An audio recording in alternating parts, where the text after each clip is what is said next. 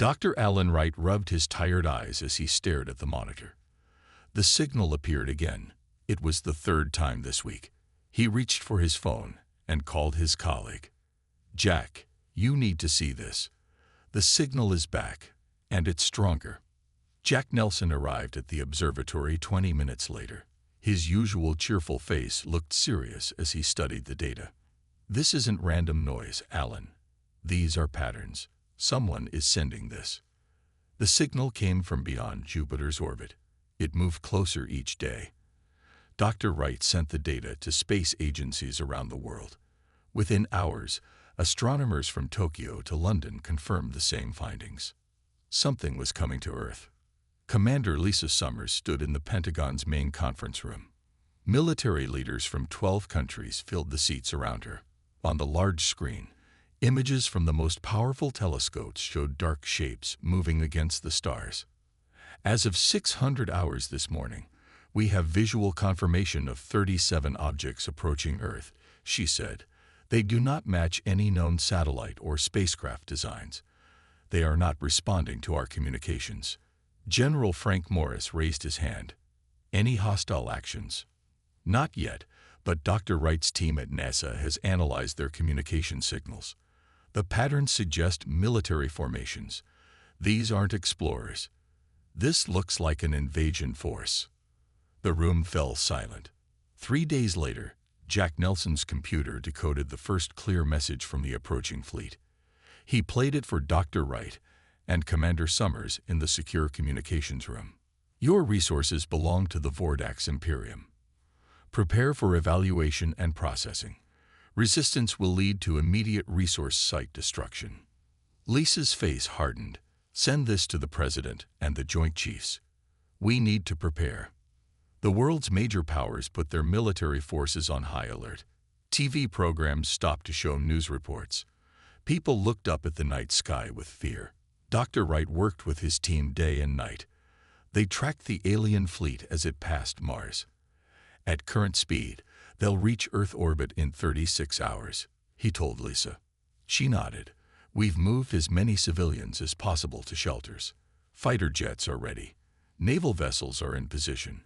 But we don't know if our weapons will work against their technology." Jack joined them with a new printout. "I've decoded more messages between their ships. They call themselves the Vordax. They'd done this before to other planets." On the morning of May 17, 2037, the Vordax fleet entered Earth orbit. People around the world watched the sky as dark shapes blocked the sun. The ships were massive, some larger than aircraft carriers. Smaller craft began to launch from the larger vessels. The President addressed the nation. "Stay calm. Stay in your homes or go to designated shelters. Our military stands ready to defend Earth. We will not surrender our planet." The first Vordax landing ships descended toward military bases, power plants, and government buildings. Earth's air forces scrambled to intercept them. Dr. Wright watched radar screens as fighters engaged the alien craft. The planes fired missiles that exploded against blue energy shields surrounding the Vordax ships.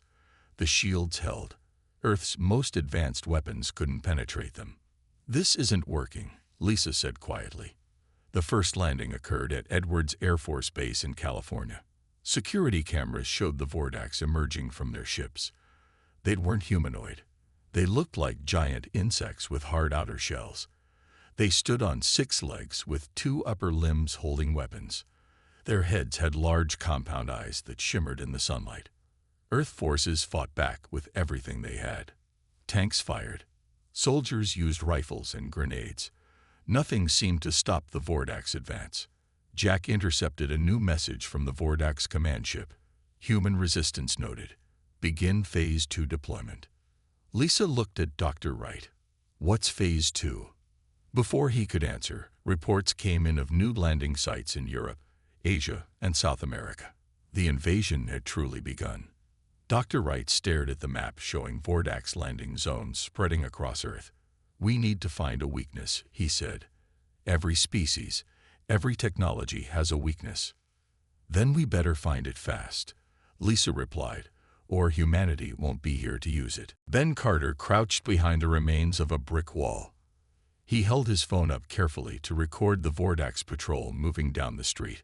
4 of the insect-like aliens walked on their 6 legs while scanning buildings with glowing devices. Their hard shells gleamed in the sunlight. 3 days had passed since the first landings. The Vordax now controlled most major cities. Human militaries fought back, but their weapons couldn't penetrate the alien shields. Ben ducked down as one of the Vordax turned in his direction. He had to get this footage to the resistance group hiding in the old subway tunnels. People needed to see what they were up against. Across the country, Dr. Karen Miller worked in a hidden laboratory beneath a university. Armed guards stood at the door.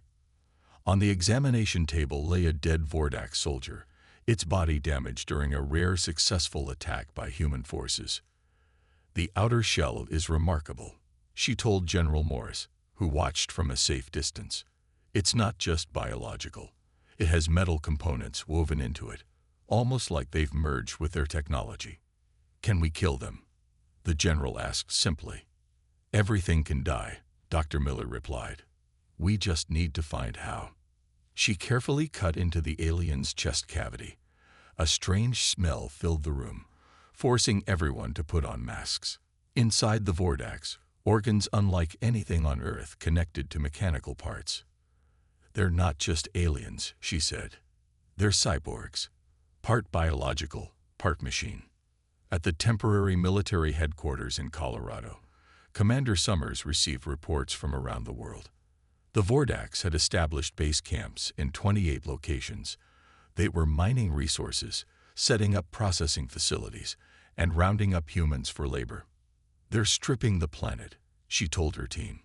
"Minerals, metals, water. They're taking everything they can." Jack Nelson had been working nonstop to decode more Vordax communications. He looked exhausted as he joined the meeting. "I've got something," he said. "Their messages mention something called the Great Collapse. They refer to Earth as Salvation Colony. I think they're running from something." "That doesn't help us now," Lisa said. "We need weapons that work against them." In New York, Ben made it to the subway tunnels with his footage. The resistance group had grown to over 100 people. They had collected food, weapons, and communication equipment. Among them was Steve Johnson, a former intelligence officer who had escaped when the Vordax took over his agency. "This is great work," Steve told Ben as they watched the video. "Look at how they move. They check in with each other every 30 seconds exactly. They're precise, almost mechanical." "Can we use that somehow?" Ben asked. "Maybe. Predictable enemies make mistakes." Outside Phoenix, a group of human soldiers waited in ambush. They had dug into the desert sand, covering themselves completely. Intelligence suggested a Vordax mining team would pass through the area. The ground vibrated as Vordax vehicles approached. The soldiers remained still and silent. When the aliens were directly above them, they emerged from the sand and attached small explosive devices to the underside of the vehicles before disappearing again. A mile away, Private Ryan Cooper pressed the detonator. The explosions weren't large, but they targeted specific points he had identified as potential weaknesses. The Vordax vehicles stopped moving. For the first time, humans had successfully disabled alien technology. In her lab, Dr. Miller made another discovery. Under a microscope, she observed Vordax blood cells reacting strangely to Earth bacteria. "They have no immunity to our microbes," she told General Morris. "Their bodies are fighting something they've never encountered before." At the same time, Dr. Wright noticed patterns in Vordax ship movements. Some were returning to orbit, and their formations had become less organized. "Something's affecting them," he told Lisa. "They're not as coordinated as they were when they arrived." Lisa looked at the latest satellite images. "Are they getting sick?" "It's possible. They came to invade a world they didn't fully understand. Maybe Earth is fighting back in ways we haven't even considered." For the first time since the invasion began, a small spark of hope appeared. Humanity might have a chance after all. Dr. Kate Peterson bent over her microscope in the underground lab. She had been studying Vordax tissue samples for 5 days straight. The results were becoming clear. Earth's common bacteria were toxic to the aliens. "Look at this," she said to Dr. Miller. "Our normal skin bacteria break down their cellular walls. It's like acid to them." Dr. Miller nodded. "That explains why more Vordax are wearing full environmental suits now. They're trying to avoid contact with our world." Across the room, Dr. Eric Williams worked with Jack Nelson to understand the Vordax language. They had collected hours of alien communications. Patterns were emerging. "Their language has a mathematical structure," Dr. Williams explained. "Numbers are the foundation of everything they say." Jack pointed to his computer screen. "And look at these repeated phrases. I think they're afraid of something. They keep mentioning the pursuer and final exodus." Outside the lab, the war continued. The Vordax still held many cities, but their advance had stopped. Human forces were learning to target weak points in their technology. Steve Johnson returned from a dangerous mission. He had infiltrated a Vordax landing site and stolen pieces of their equipment. The resistance fighters gathered around as he emptied his backpack. "Their tools are designed for people with 4 hands, not 2, he said, showing the strange devices. "But I figured out how to use this one." He held up a small disk that projected a 3D map of Earth with glowing points marking Vordax bases. "This shows all their locations, and look at their primary bases." He zoomed in on the map. "They're all built near major water sources. They need water, maybe more than we do." Ben studied the map.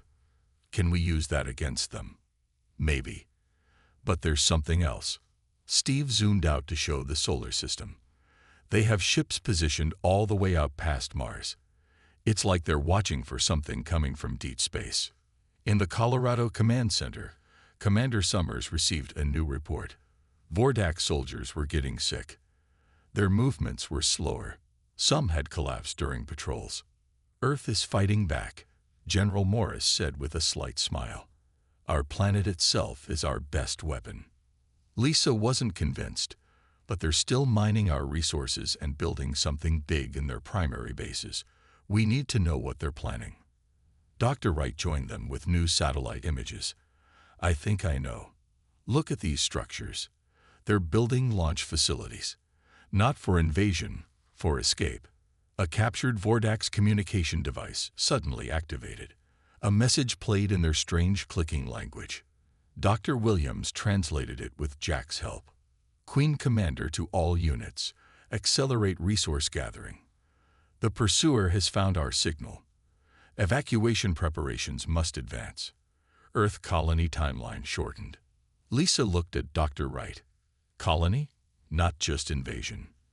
"I think they came here to stay," he replied. "But now, they're scared of something else following them." In Phoenix, Private Cooper and his team tested a new weapon developed from Dr. Peterson's research. It was a simple aerosol spray containing common Earth bacteria. They approached a Vordax patrol from downwind and released the spray. The effect was immediate. The Vordax soldiers began to convulse. Their outer shells cracked. Within minutes, they collapsed. "It works," Cooper reported back to base. "But it's not a weapon I enjoy using." They died in pain. The breakthrough spread quickly. Resistance groups around the world began making bacterial sprays. For the first time, humans had an effective weapon against the invaders. In orbit, the Vordax command ship sent a new message to all their forces.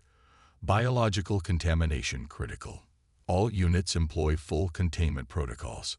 Resource extraction priority remains maximum. Colony plan compromised." Dr. Miller studied the latest Vordax autopsy results. "They're not just sick from our bacteria.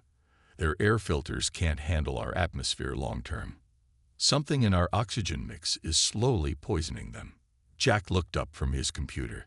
"They came to conquer a planet that's naturally toxic to them. They didn't do their homework." Or, Dr. Wright said quietly, "They were too desperate to care about the risks." Mayor Olivia Martinez looked out over the hidden refugee camp. 500 people lived here in the mountains, safe from Vordax patrols. They had food, water, and weapons. Most importantly, they had hope. The aliens are getting weaker, she told the gathered crowd. Reports from other camps say the same thing. Their soldiers are sick. Their machines are failing. A month had passed since the invasion began. The Vordax still controlled 30% of Earth's surface, but they were struggling. Their once perfect formations became sloppy. Their weapons misfired more often. Private Ryan Cooper noticed the pattern during a scouting mission. He watched a Vordax patrol pass by his hiding spot. Their communication devices sparked and failed. Something's wrong with their tech, he radioed back to base. And it's getting worse each day. He had another observation, too. When human radio signals passed through the area, the Vordax equipment failed more quickly. He tested his theory, turning his radio to full power. Nearby, a Vordax weapon sparked and shut down. At the research facility, Dr. Sam Howard reviewed environmental data from Vordax-controlled areas. Our atmosphere is damaging their equipment, he told Commander Summers. The moisture, the oxygen levels, even our air pollution, it's all harmful to their technology. They designed their systems for a different world. Lisa nodded, and the latest reports show their soldiers developing respiratory problems. Exactly. Earth is rejecting them on every level. In orbit, the Vordax command ship sent increasingly urgent messages to ground forces. Jack and Dr. Williams translated them for the military council. The Queen Commander is ordering faster resource extraction, Jack explained. They're trying to build something before they all get too sick to work. What are they building? General Morris asked. Dr. Wright pulled up satellite images. It looks like they're converting some of our resources into fuel and spare parts for their ships. I think they're preparing to leave. Or bring more of them here, Lisa countered. In Boston, Ben and Steve led a resistance strike against a Vordax mining operation. They used the new bacterial weapons and radio disruptors.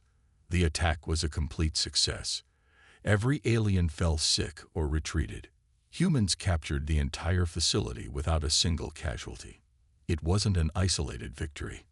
Around the world, humans began reclaiming territory. The resistance shared knowledge quickly.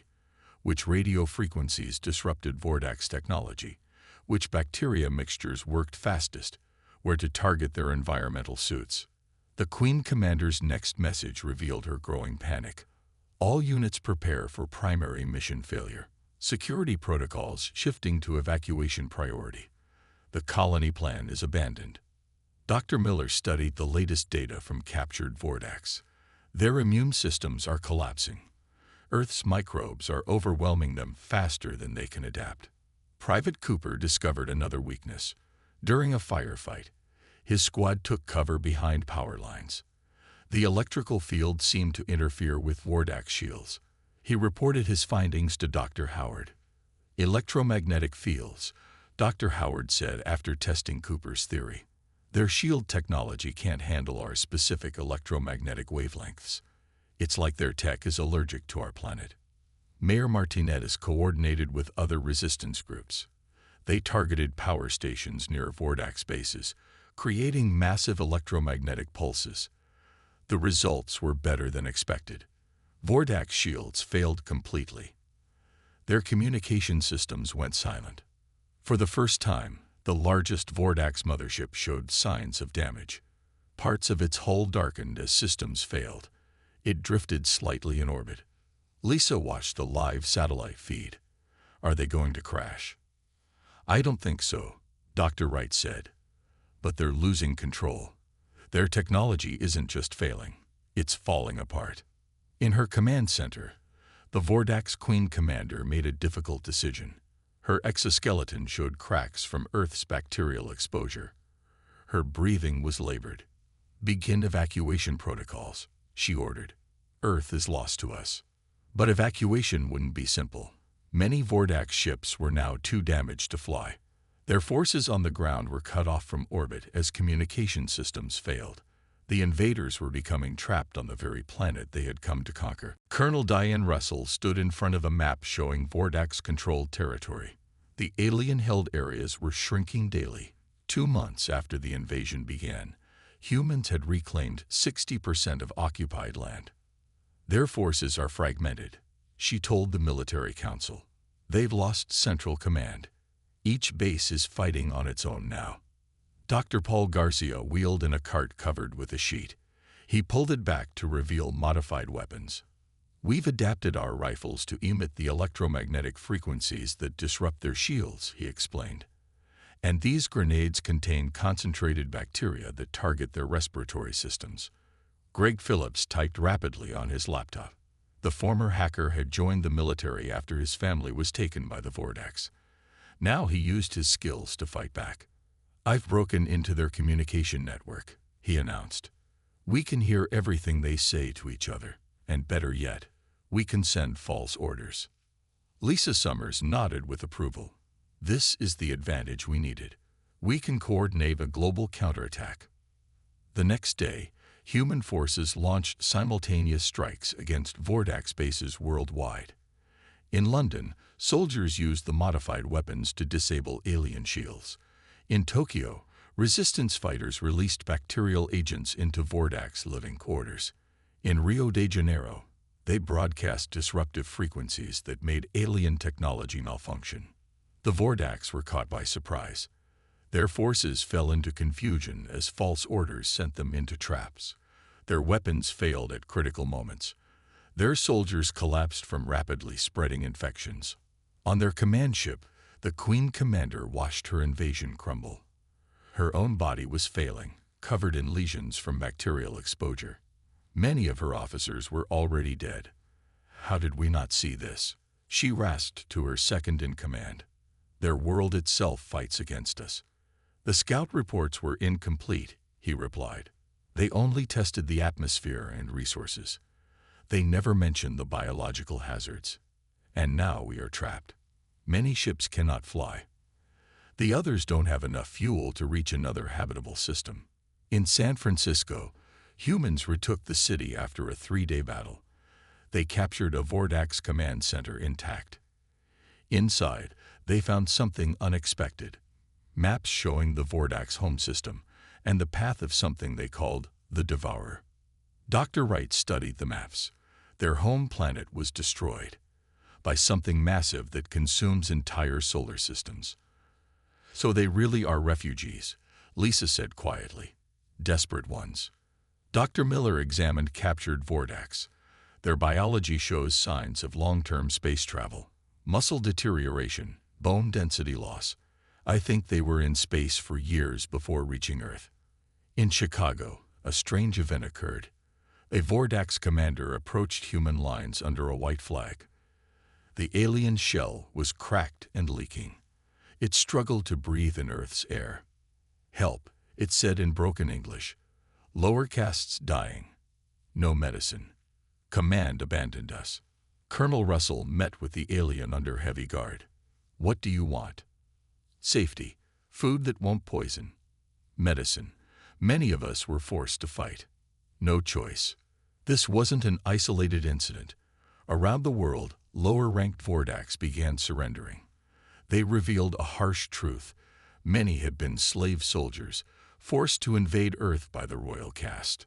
Greg intercepted messages between Vordax ships. The command structure is breaking down completely. Their hierarchy is collapsing. The lower castes are rebelling against the royal officers. Dr. Garcia developed temporary treatments to slow the bacterial infections in surrendered Vordax. They're still dying, just more slowly. Their biology simply can't adapt to Earth fast enough. Mayor Martinez made a controversial decision. Her camp began accepting surrendered Vordax who came seeking help. She set up a separate area where the aliens could receive medical treatment. They're defeated, she told angry residents. Now we need to decide what kind of victors we'll be. The Queen Commander made her final transmission to all Vordax forces. All units preserve resources. Invasion plan terminated. Survival protocol now primary directive. each commander authorized to seek terms with humans. The invasion was over. Now humanity faced a new challenge. What to do with an army of dying aliens stranded on their world? Ambassador Helen Ward walked through the makeshift camp for surrendered Vordax. 3,000 aliens lived here under human guard. They received medical care and special food that wouldn't poison them. Their weapons were gone. Their once shiny shells were dull and cracked. They look so different now, she said to Lieutenant Daniel Scott, her security escort. Hard to believe these are the same creatures that nearly conquered us, he replied. 3 months had passed since the invasion began. Vordax forces had collapsed everywhere. Their command ship still orbited Earth, but it was silent. No transmissions had come from it in weeks. Engineer Maria Rodriguez studied captured Vordax technology in a special lab. She had made remarkable progress understanding how it worked. Their engines are incredible, she told Dr. Wright. They use a type of fusion we've only theorized about, but they're designed for a different atmosphere. That's why they're failing here. Dr. Wright nodded. Can any of their ships still fly? Maybe 10%. The rest are damaged beyond repair, at least with current resources. Ambassador Ward had been tasked with establishing communication with the surrendered Vordax. She worked with Dr. Williams to improve translation devices. We need to understand their society better, she said. Who are they? What do they want now that their invasion has failed? A Vordax who called itself Kirvax served as her main contact. Unlike most of its kind, Kirvax could now speak broken English. Command structure not like yours, Kirvax explained. Queen Commander and Royal Caste control all. Worker Caste and Soldier Caste must obey or die. And which are you? Helen asked. I engineer Caste. Build things. Fix things. Not decide things. Lieutenant Scott led a special mission to capture a Vordax command center that remained active near Seattle.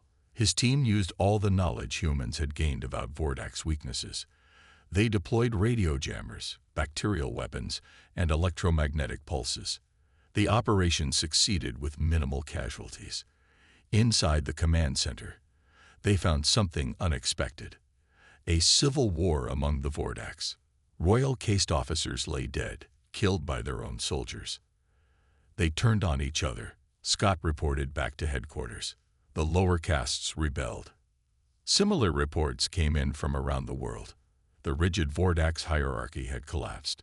Centuries of oppression had finally broken under the stress of a failed invasion and the reality of being stranded on a hostile planet. The biggest shock came when the Queen Commander's ship suddenly broke orbit and attempted to flee. It didn't get far. The damage to its systems was too severe. The ship crashed into the Pacific Ocean, killing all aboard, including the Queen Commander herself. Dr. Miller performed autopsies on Royal Caste Vordax from the crashed ship. Their biology is different from the lower castes, she reported. More cybernetic enhancements, genetic modifications. They made themselves into a separate subspecies. On the outskirts of Chicago, Maria Rodriguez worked with surrendered Vordax engineers to repair a small scout ship. The aliens worked diligently, following her instructions. Why are you helping us? She asked Kirvax. No choice now, the alien replied. Need humans to survive. Old way finished. Queen dead. Hierarchy broken. Ambassador Ward met with world leaders to discuss the growing Vordax refugee crisis. 20,000 aliens remained on Earth. Most were sick, their bodies rejecting Earth's environment. Their equipment continued to fail. They couldn't leave, but they couldn't stay either, not without help. They came as invaders, she told the emergency United Nations session. Now they're refugees. We need to decide their fate. Some nations wanted to let them die out naturally. Others suggested trying to repair their ships so they could leave. A few proposed a more radical solution, helping them adapt to Earth. Lieutenant Scott watched Vordax prisoners working alongside humans to clear rubble from a destroyed city. 3 months ago, I was fighting these things, he said to Helen. Now I'm watching them rebuild what they destroyed.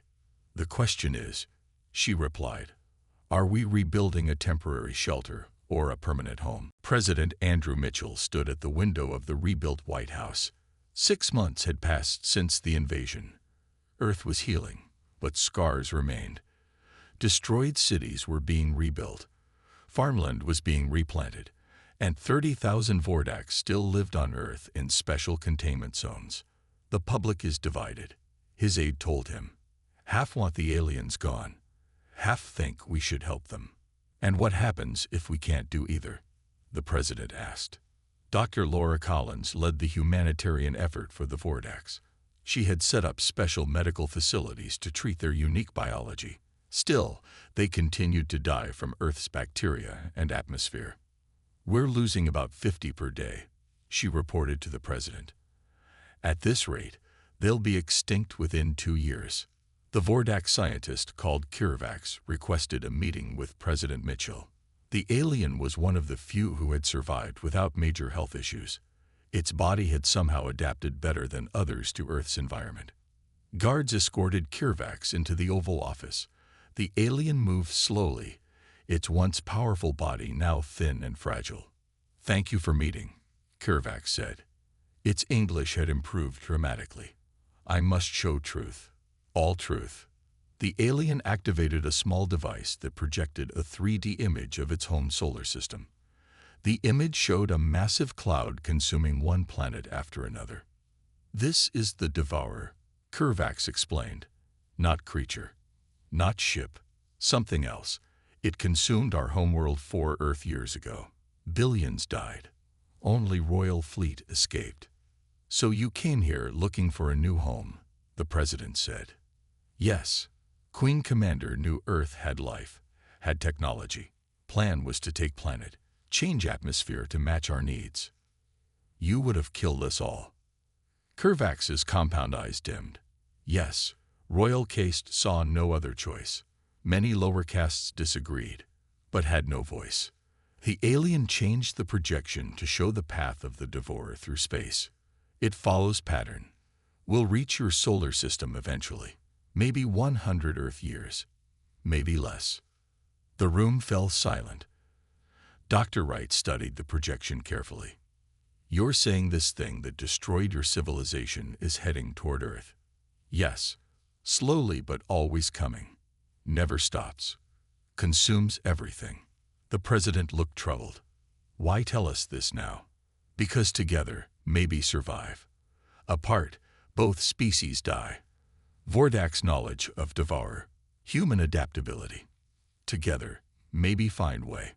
President Mitchell called an emergency meeting with scientists, military leaders, and diplomats.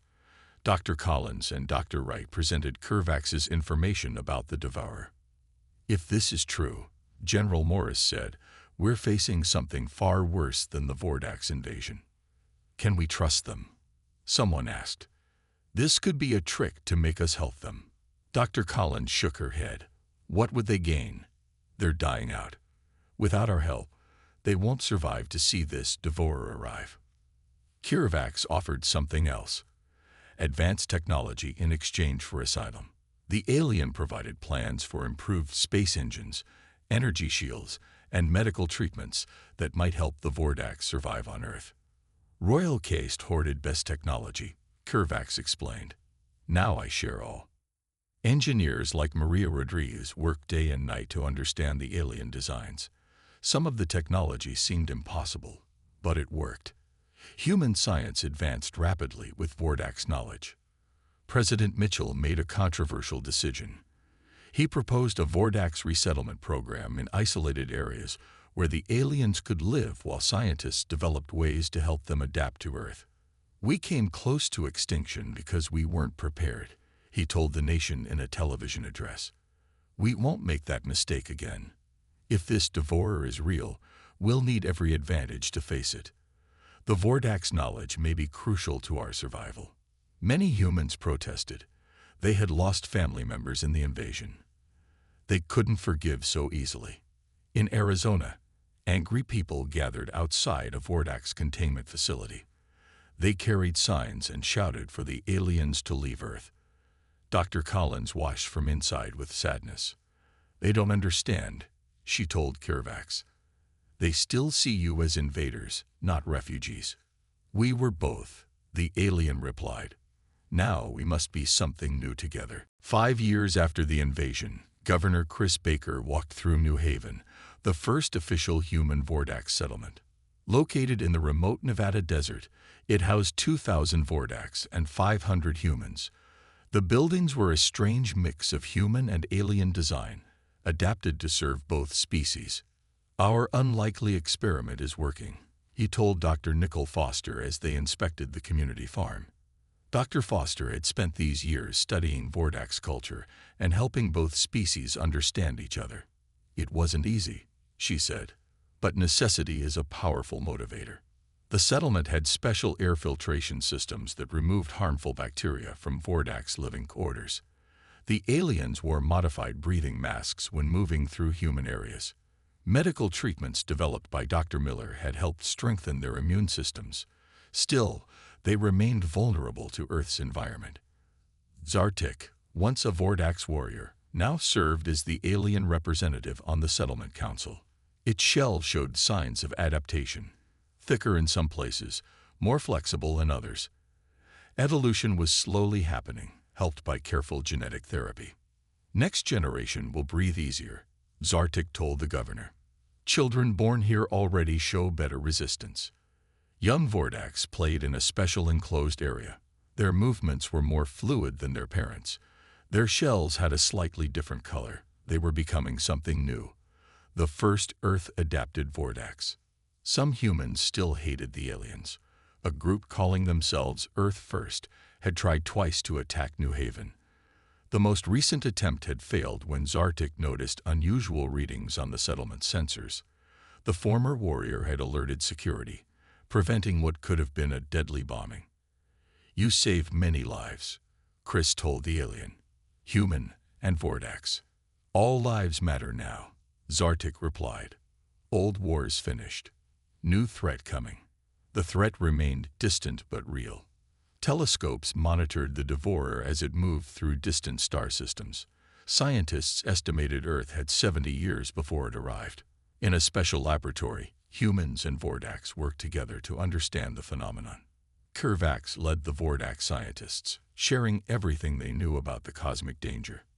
Maria Rodriguez had become the lead engineer for a new space program. Using Vordax technology and human innovation, they had built ships far more advanced than anything Earth had before the invasion. "We're testing the new shield technology next week," she told Dr. Wright. "If it works, our ships will be able to approach the Devourer close enough to gather real data."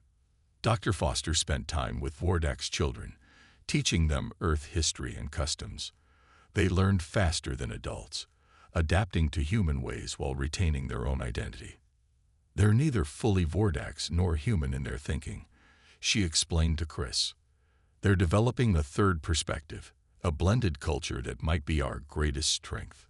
Nature tested the settlement when a massive desert storm hit New Haven. Winds tore at buildings. Sand threatened to overwhelm air filters. Humans took shelter in the stronger Vordax structures. Zartik and other physically stronger Vordax worked alongside humans to secure critical systems. When a section of the human medical facility collapsed, Zartik rushed inside the dangerous structure. It carried out 3 injured people before the building completely failed. The alien suffered serious injuries to its shell and respiratory system in the process. Dr. Miller treated Zartik in the emergency facility. "You risked your life for them," she said. "This our home now," the alien replied weakly. "We defend together." News of Zartik's heroism spread worldwide. Public opinion about the Vordax began to shift. More settlements were approved. The integration program expanded. 1 year later, a memorial was unveiled in New Haven's Central Plaza. It honored all who died during the invasion, human and Vordax. Governor Baker and Zartik stood side by side at the ceremony. 5 years ago, they came to invade Earth and left as refugees, Chris said to the gathered crowd. "Today, we're neither conquerors nor victims, neither hosts nor guests. We are simply survivors, working together for a future that belongs to all of us." Near the settlement school, Human and Vordak's children played a new game they had invented together. Above them, the first joint Human-Vordak space mission launched toward the stars, carrying the hopes of two species that had learned the hardest way possible that they needed each other to survive.